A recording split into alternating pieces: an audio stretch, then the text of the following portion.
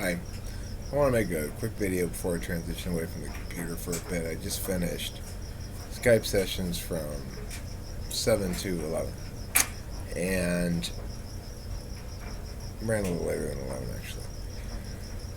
It was interesting. I worked with my teams first. They're getting stronger, getting better. Patrick's pretty beastie. I don't know if he's partnered to do super well at states right now, but I wouldn't be shocked if they break, actually. If Joseph can manage to not freeze up, and little B-Ran, young Brandon, he understands everything well. I like his economy of language, too. Doesn't repeat himself, very clean. Sean understands things well. That's going to be young B's partner this weekend. But they're not as ready as people who went and debated this at SCU or something.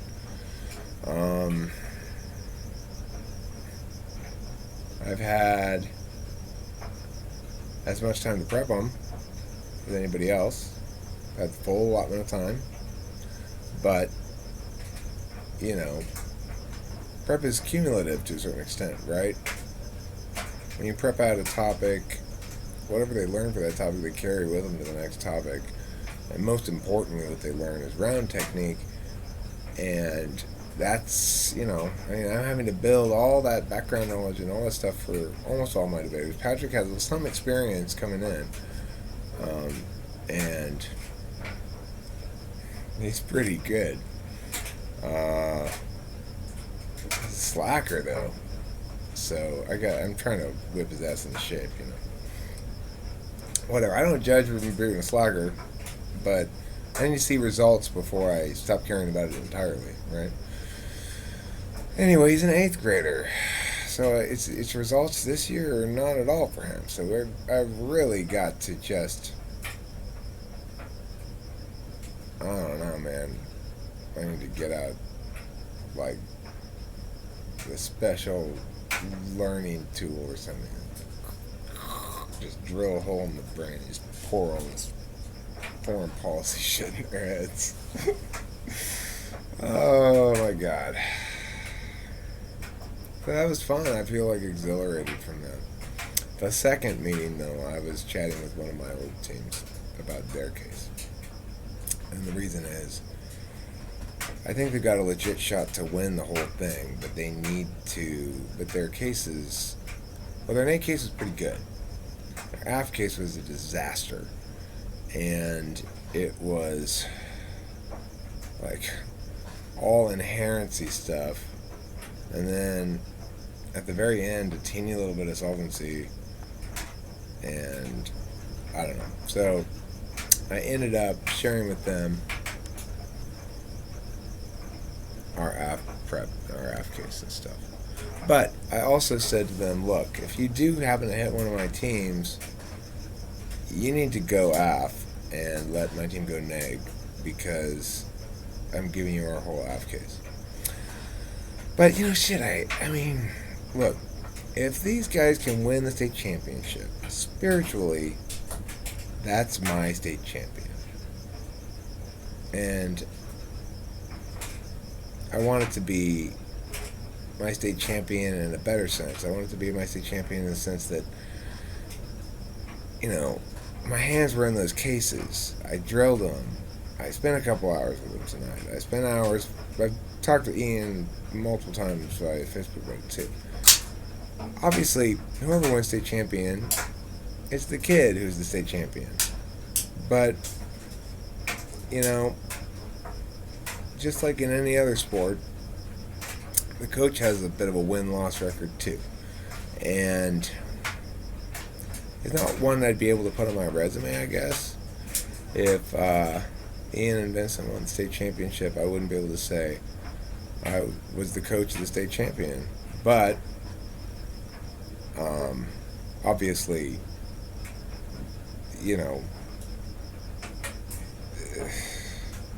There are 8th graders who've been debating with me for a couple years, and they didn't get that good by accident. They didn't get that good since February 12th. And, when they fucking won Chaminade, that was on the globalization topic. And we had done all the prep work on that when I was still there.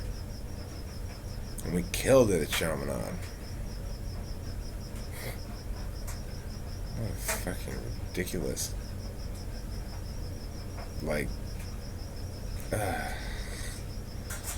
I had such a strong team. The strongest team I ever had. Far and away. The culmination of several years of deeply committed, passionate effort.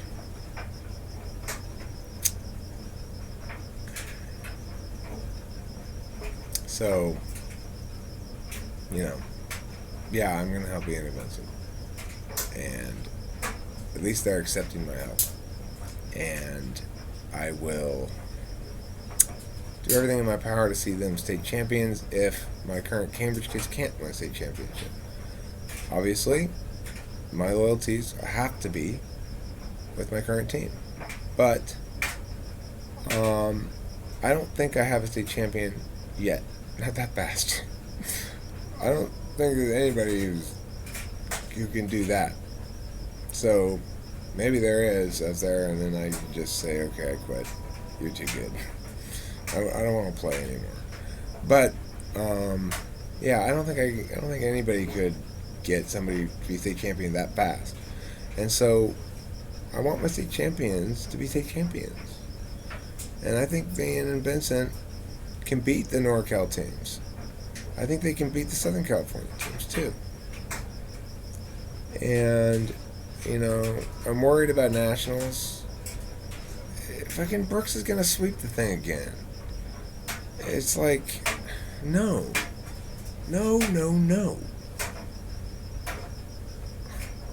If that bitch could have just fucking left me alone for 6 more months, I would have brought back to her such a bounty of acclaim.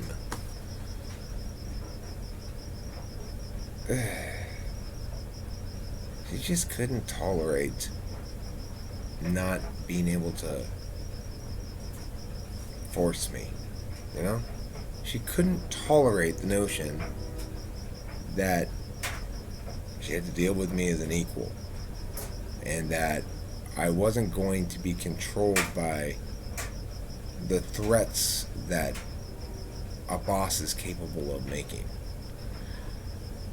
but that I'd be absolutely amply capable and cooperative in all manner of things. I would continue doing my job spectacularly well, but yeah, I'm not going to play along with your little,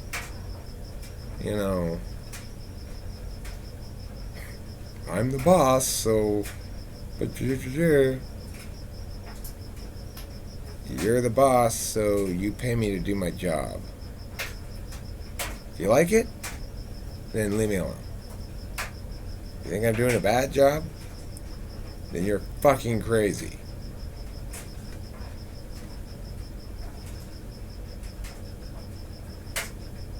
So, her response is to try to manufacture cause to fire me.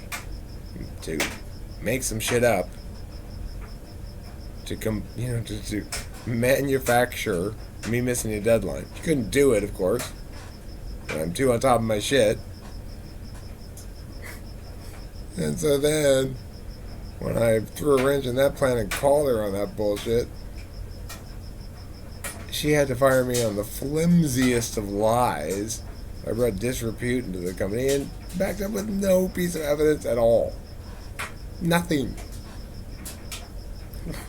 What a worthless sack of shit that woman is. I tell you. Well, I'm going to take my time with this one. I've got a couple of years ahead of me where she's still probably going to be, afloat. Um,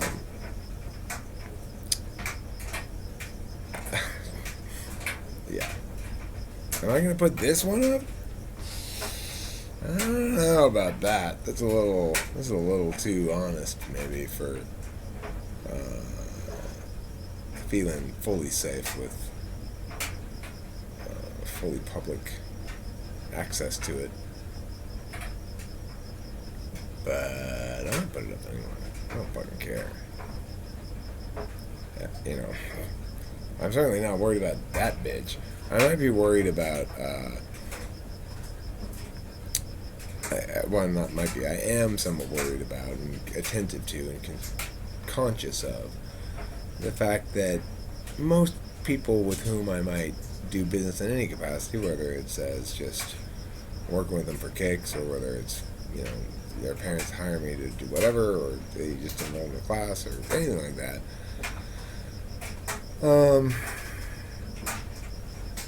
They don't want drama, those people. Nobody else wants.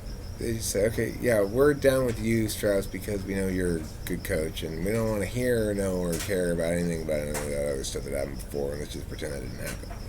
What they don't want is, indignant Eric confronting her in some public fashion, as I would love to do, and as she 100% wholly deserves to endure the shame of her bad acts. Oh, Lord, Lynn. What a despicable little shame monkey you are. Yes, you brought so much shame upon yourself and your family and your school. You're a bad person. Very bad. The reason I'm amused, though, is not because I'm amused by your awfulness, because you're just fucking awful person. Like, no moral. You're just, you go into any given circumstance looking for the non-mutual solution. Like, well, it's great if I gain $10, but it's somehow not as good if I gain $10 and you gain $5. So, because I want to gain all 15. It's not even just about money. It's like, you're just awful. I don't know. Anyway, fuck you, Laura Lynn. Fuck you. I hope to someday have an opportunity to sit down and really chat with you thoroughly. There's several, I know you're desperately running and hiding, except for, and part of that hiding is hiding in a public space like a showing, right? You're there, I'm not quite sure what to do about it, and I'm still kind of disheveled spiritually. There you are, it's like, what am I supposed to do here? I don't know. And I remember thinking at the time, I guess she's not as cowardly as I thought. Not only is she here, she's standing here all goddamn day. And I realized, well, of course, it's safe here, right? It's in public. She's counting on me not wanting to make a scene. It was a gamble on her part. It's a gamble on her part every time I see her. I don't know if I'm going to see her again or not. I don't know if she made her point that she's not a coward and that she's going to drift off. But I doubt it, because the thing that motivates that is this insane paranoia that everything is part of a conspiracy against her. So she probably assumes that I'm going to be interfering in, like cheating or something. She's nuts, man. This woman is crazy. Not literally mentally ill, just,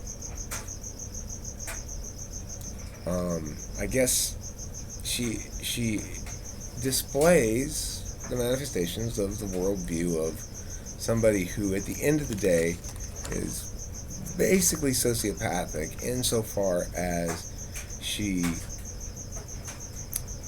when called upon to make a decision that requires an ethical element, she never weighs that ethical element in any meaningful sense. She only weighs personal gains as an objective and would appear even to consider harms to others as contributing to her gains insofar as it undermines the ability of her infinite enemies to get her. So she might very well be there to keep an eye on things. She doesn't even know. She does not know enough to keep an eye on things, of course, but she's more concerned with that.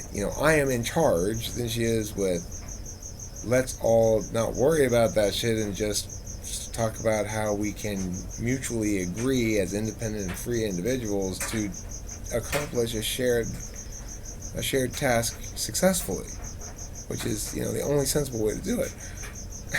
And the other thing about this is it just baffled me is her. I would say to her, she proposed these really weird, convoluted solutions to these little problems. Say, well, why don't we just actually sit down, put that child that there's this problem with across the table and their parents, and let's just have an open and direct conversation. Especially if it involves something that maybe we weren't perfect at. Well, I would start this conversation more by saying, I can see that, that was screwed up. We shouldn't have used that piece of curriculum in that context because it turned out not to work well at all. I thought it was going to, but it didn't. It was new curriculum. We tried it. All I can tell you is that's part of developing the best curriculum is occasionally making a mistake like that. It definitely was a mistake. I concede that. I regret that your child's time was not used as wisely as possible. But, like I said, ultimately, because that happens occasionally, we are able to provide highly efficient and successful curriculum in other contexts. Like sentences like that. She wanted nothing to do with that. Well, why not? Oh, we can't do that. We can't say that. Well, you're having a problem with this kid and you want to kick her out of the class. Why don't we sit down and tell her that and just have an open conversation about this? Oh, we can't do that. Well, what's your alternate solution? We're going to disband the entire policy team. To avoid a conversation with a student? Yeah.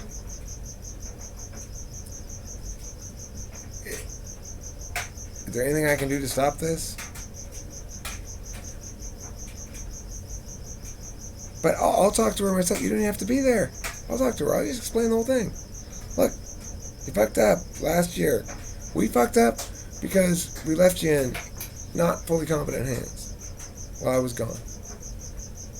You fucked up because you thought it was an opportunity to play political activist or something. But we understand you're a kid. I would have done the same fucking thing when I was your age. So, look, we fucked up, you fucked up. She's really pissed about it. I kind of don't blame her. I kind of feel for Freeman, but I'm pissed at Freeman too because he fucked up too. But then I fucked up because I didn't have him trained well enough. But then Laura fucked up because she didn't have sent me to China. I come back from China, my team's a mess. Then she kills the policy team because there's drama. If there's drama, why don't you just fucking talk to people about it? Hey, we're having some serious problems here. Let's describe them accurately and objectively. I did the following. That was a mistake on my part. You did the following. That was a mistake on your part. She's very anxious about the social aspect of us addressing this problem. She's concerned that your parents will feel embarrassed or shamed, or you will feel embarrassed or shamed. What I want to stress to everybody in this room, including my evil boss, is that we all fail all the time to live up to our own standards or the standards of others. All we can do is make an objective determination about when that failure was something that is a serious problem or not so much of a serious problem, to determine the cause of the problem, determine the means to prevent the problem from recurring, things like that.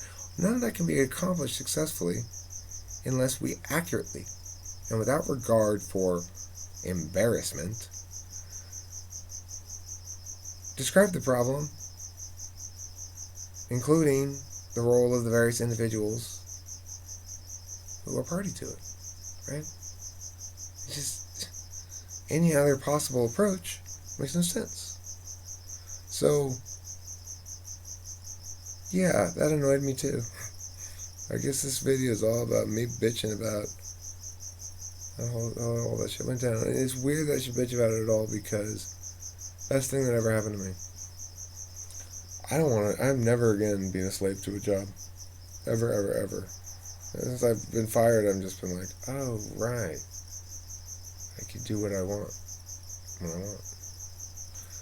And why should it ever have been otherwise? Why shouldn't everyone just be able to do what they want when they want? Well, I mean, I understand the need to generate value through labor. That's where wealth comes from. But why does anybody have a boss? Seems totally unnecessary to me. It bothers me.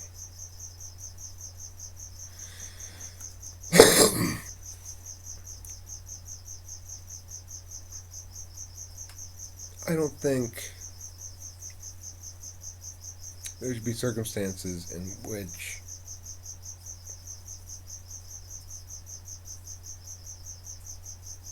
decisions are made according to hierarchies.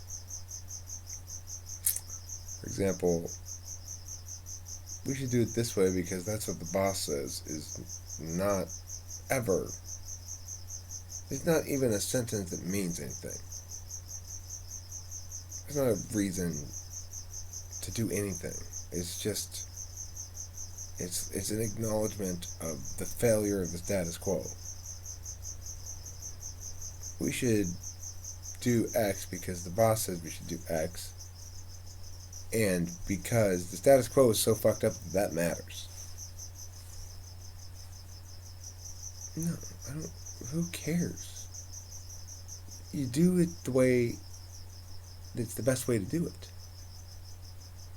And you shouldn't ever be attached to your way. You should be attached to the joy of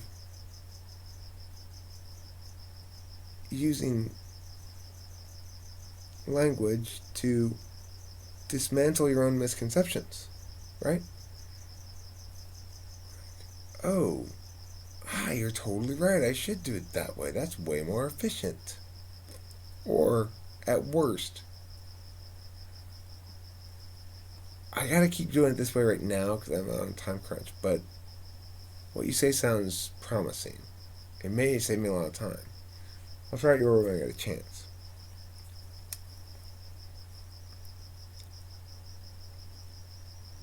I'm the big boss and you're the lowest underling. That means nothing. It means nothing at all. Those words don't have meaning. Except the only meaning is I feel fear and you make me feel fear. No. No.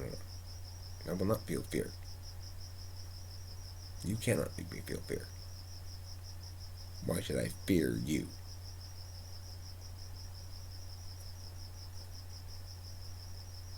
You signed my paycheck.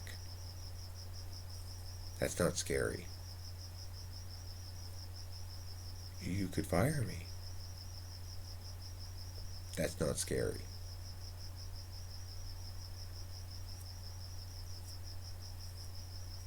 You could take my team away. That was scary.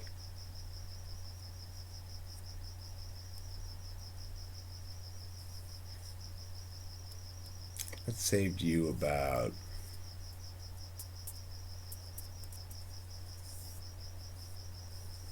$700. You used that piece of leverage to pressure me into signing that contract, but I only actually got paid for less than that. I got paid for 2 weeks of it. It saved me $500. Saved her about $500. I worked 1 week under this new contract. She pressured me into signing the 20% pay cut, more hours, more work. Because I wanted to take this team to nationals.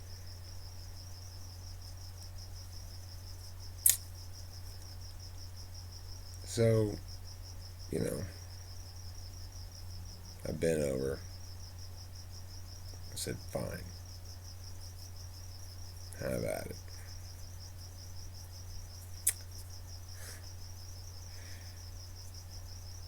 And she wasn't satisfied with that contract.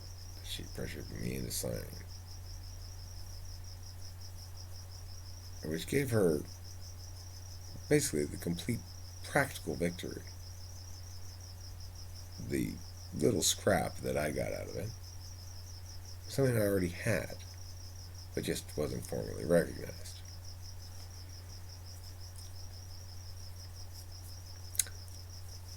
She wasn't satisfied with that, so she wasn't happy with that. So she did what she needed to do to feel adequate or whole, or I don't know. She proved who was boss.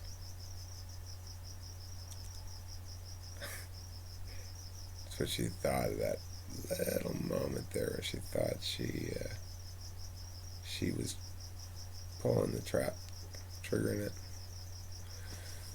After my 40 hours or so of work during the regular week, she tried to spring this extra 24 hours worth of, or more, worth of work, this whole new curriculum project. At the end of the week, telling me I had to have it ready by the next week. And she was obviously and genuinely surprised, shocked, when I told her, well, you used up your 40 hours already this week. Like she hadn't even considered that I might say that to her. Yeah, I don't know either. I don't understand it.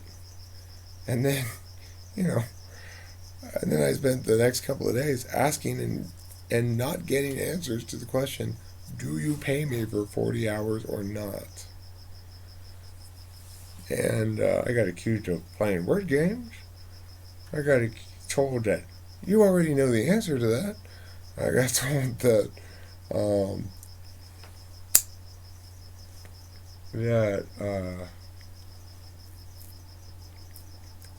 Eric, stop fooling around with your nonsense questions and just complete the work I assigned. But I didn't get an answer to the question if she pays me 40 hours or not. She refused to answer it. And then, after a few of those sort of attempts to not answer, she fucking just disappeared. Just refused to reply to my emails, right? She would still reply to other emails for the duration of one more day. Things like, hey, I need the league dues for WLA.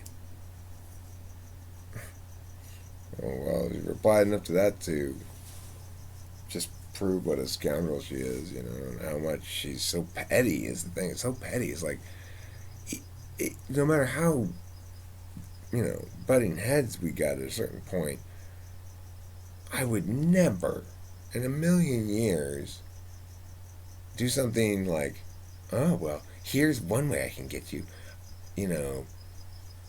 You were expecting me to bring the pie on Tuesday? Well, I'm not going to bring it anymore. But then not even doing that because you're trying to be all passive aggressive and pretending as though it's not a choice you're making.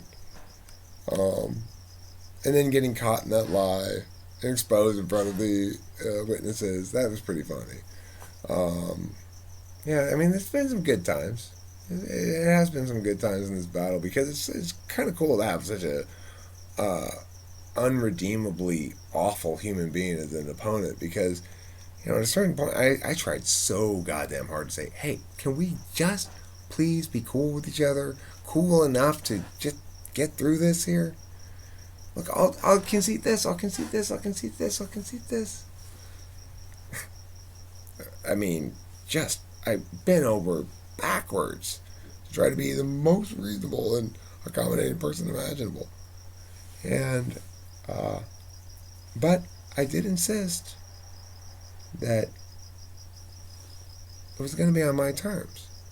I will give you every boss's dream.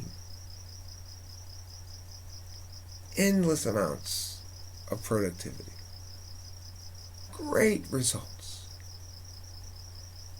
But, I'm a little quirky, a little iconoclastic. It's going to have to be on my terms. In the sense that, I'm not going to have a bunch of arbitrary decrees, rules that need to be followed because they're the rule. That's not really going to fly with me. So, just, can we please, just, you got your whole end of things, the marketing stuff, everything you got to deal with. I got my whole end of things, which is just unbelievable amount of tasks you've got on my plate here. Just, you just leave me alone, let me do my stuff. From the last multiple years that you can count on me. You always have. Nope. It had to be forced, or it wasn't any good for her. If I was giving her the results on my terms, if she were engaged with me in a true independent contractory kind of spirit, where she needs a job done, she brings in an expert like me to do that job that requires my expertise. She doesn't deign to tell me how to do it because she has her own expertise. And she wouldn't want me telling her, no, write these Chinese characters in your marketing instead. And so she understands that because she fundamentally views each individual as an autonomous equal. And that's not how she views the people. She views them as their position in the social hierarchy. She's deeply, soiled with communitarianism to the core of her being. She prioritizes communitarian values over anything else. Particularly, communitarian values expressed in their most selfish form, which is, I have hierarchy. You must obey. It's about an as ugly and awful and worthy of condemnation a character trait as exists in nature. So, I guess the moral of this story is Laura Lynn, the owner of Kudos College Youth Leadership, is a truly despicable human being. She's a liar, a coward, and worst of all, a communitarian. Yeah. She can't hide it. Anyway, I hope she burns in hell. I hope she watches this video. That would be fucking awesome.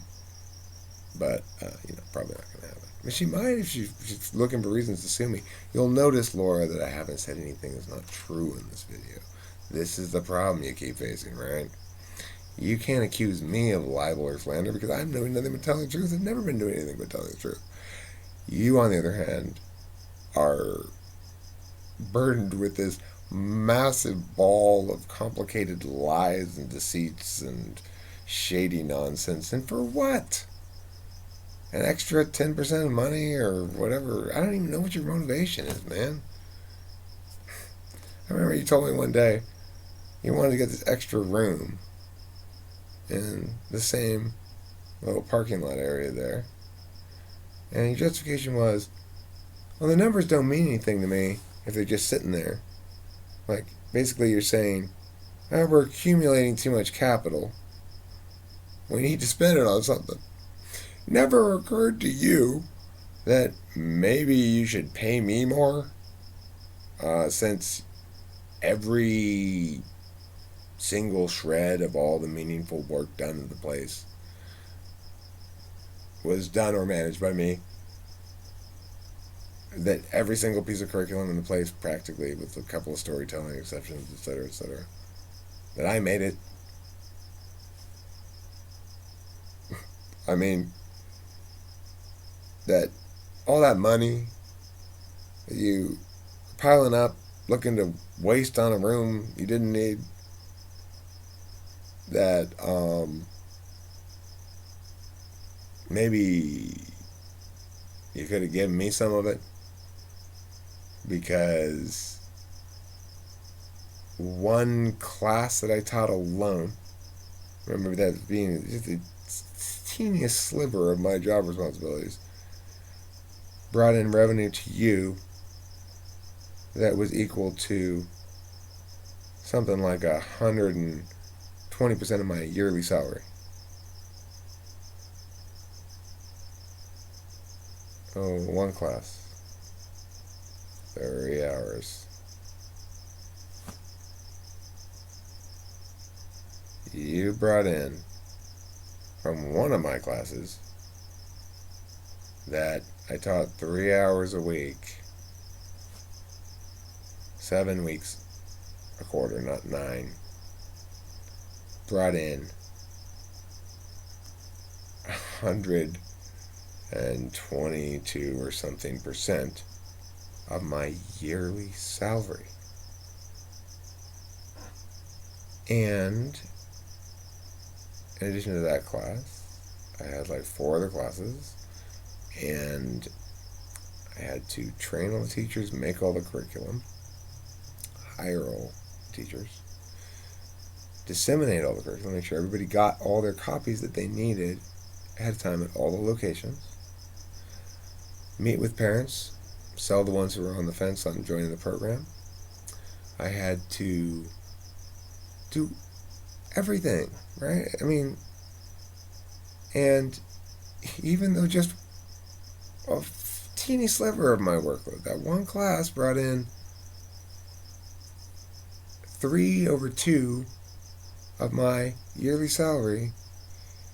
When you had extra funds lying around,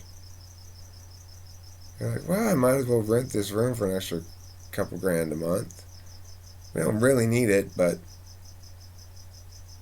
if the numbers are just sitting there, they don't really mean anything to me. They probably would have meant something to me, or at least to my wife, who cares about finances a little bit more than me, because I just assume there's going to be enough money. I don't know, whatever. But it would have maybe meant something to me too. But I mean, whatever. That's not the point. It's not something I even thought about until like after I was fired, and I was like, okay, wait, let me see what these numbers add up to. Oh my god, that one was bringing in that much money. I didn't even know what our classes cost until basically after I got fired. I didn't care, right? What do I care? I assumed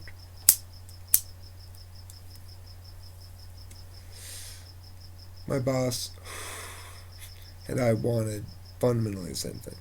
Yeah, it's her corporation, and I don't begrudge her getting the bulk of the profit, but I don't think a decent human being would want to deny the individual responsible for all of the work upon which the corporation is built to not share more in the profit than I have to allow in order to seem reasonable. She kept coming back to, well, I gave you a raise, a 10% raise after this. Well, yeah. As though that means anything in a vacuum, right? Well, great, 10% raise. So What's the ratio of my income to revenue generation for this company?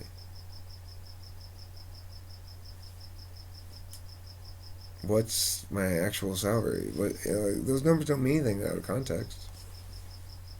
So anyway, whatever. I don't know why I'm talking about the money, except I'm glad to be able to spend the time venting on this shit. I don't know if it's ever gonna make it up on the internet, but it's frustrating. I didn't even care about the money. That wasn't the fucking problem. I took the pay cut so I could stay, and then she fired me, and she promised. I kept telling her, if you're gonna fire me now. If you're gonna fire me now.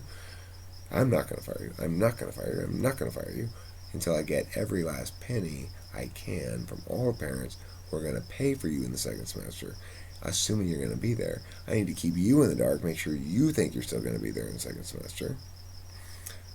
And then after I get all of their money, I fire you, pull the bait and switch, put in the new slugs, and voila, problem solved.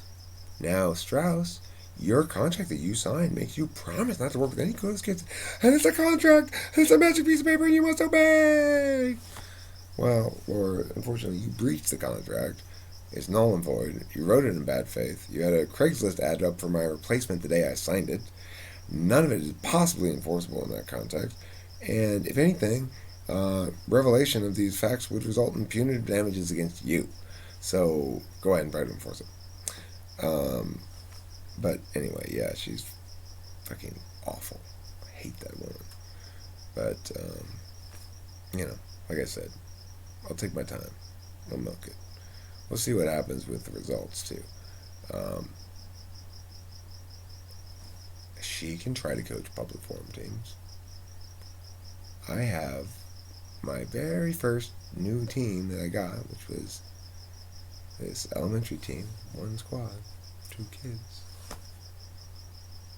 I hope to meet the Kudos teams in competition at the elementary tournament.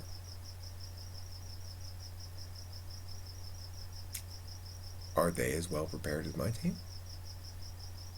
I don't think so.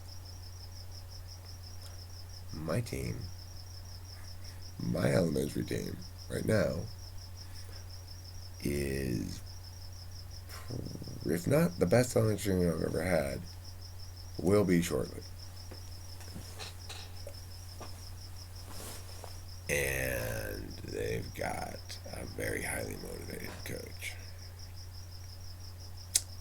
So, come on, guys. I am looking forward to being at that elementary tournament and hearing that autonomy debate has won elementary public forum. Might not happen. There's always judge variance. It's like you get a fucking stupid ass judge who votes on whatever, then you never know what's gonna happen. I'm gonna make every effort to put serious flow judges into those PF debate rounds. I hope to put some Kudos flow judges into those debate rounds as well, because I want to make sure that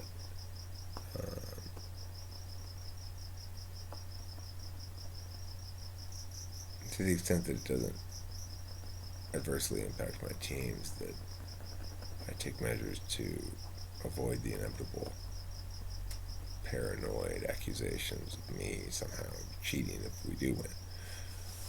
We should. We should win that elementary tournament. I'm very certain that my elementary team is considerably more well prepped than theirs, because it's more well prepped, I'd say, than any other elementary team in terms of understanding the range and argumentation on the topic, in terms of strength of case, in terms of capability of arguing those cases and stuff. These guys are awfully strong. So we should win it. I really hope we do. I really want to win it. I really don't want Kudos to win it. If I have to get up there at the end of that tournament and say that Kudos is one public forum and autonomy is second place or something.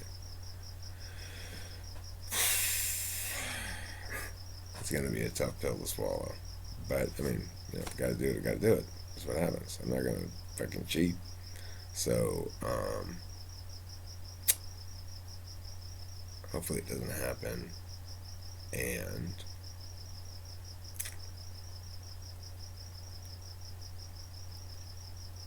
hopefully we win. So, you can see that moment, right, at the end of that elementary tournament.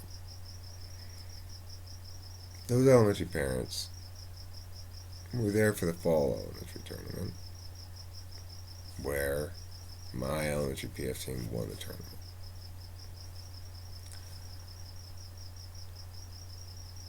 We always win elementary. We've always won it.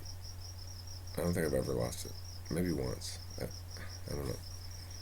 It's because getting elementary kids to understand it, it's a expert level coaching task, frankly. And I think I'm better at it than other people. Getting little kids to understand it. I just assume they are capable of understanding everything that a college graduate can understand. That's how you do it. What do you mean you don't understand? But anyway, whatever. Yeah, so if all those parents are sitting there at that tournament, at the end of it, they say autonomy debates won it. Kudos got second or third or whatever they get. It's a pretty convincing optic there, right? Oh, it wasn't Kudos that was winning these tournaments. It was Mr. Strauss. He won them when he was with Kudos. He won them when he was with Rebay. And he's winning them now with autonomy. I mean, granted, with Rebay, I won Spar because PF didn't come until a couple of years later, or a year later, a year after I left Rebay or something. Maybe it was in the last Rebay one, I don't remember. But yeah, that's my little story. I feel unburdened a bit for having shared it with you, video diary. Thanks for always being there and listening. Yeah, anyway, it's cool. I'm all good. It's like, when I talk about it, I get a little riled up. I get riled up about anything. I get riled up about,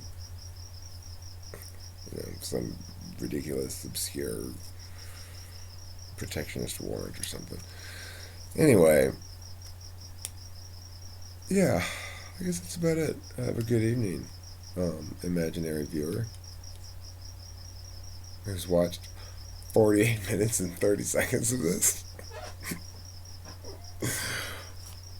I can't conceive of a world where I would ever watch 48 minutes and 45 now seconds of some fucking guy bitching about how his old boss fired him. So maybe it's perfectly safe to put this up on the internet. I don't think anyone's ever going to watch more than about 5 seconds of it. If it were that easy to get views, then everyone would be YouTube famous. Anyway, whatever. Have a good night. Bye.